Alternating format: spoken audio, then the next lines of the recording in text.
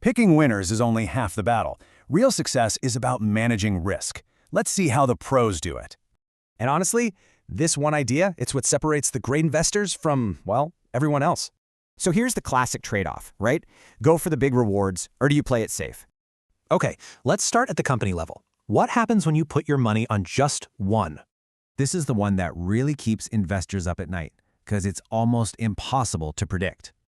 Yeah, things like bad earnings or a sudden scandal, they can absolutely crush a stock overnight. So how do you protect yourself when a company stumbles? Let's look at the strategy.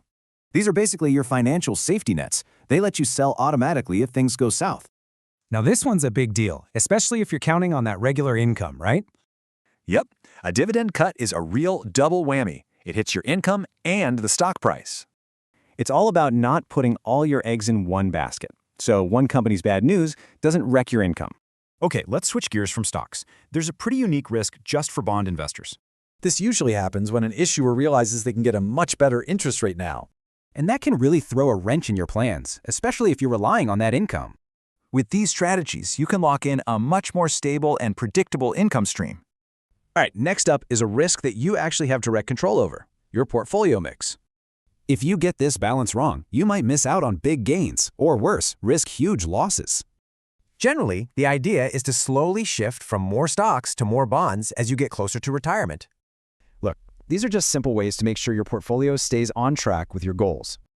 Okay, we've talked company risk, we've talked portfolio risk, now let's zoom all the way out. The thing is, these events are totally unpredictable, and they can shake up even the safest investments. You see it all the time. Global events can send massive shockwaves straight through the markets. Since you can't predict what's going to happen, having a defensive game plan is absolutely critical. So let's do a quick recap. Here's the playbook for handling all these different risks. See, managing risk isn't about sitting on the sidelines. It's about learning how to play the game smarter.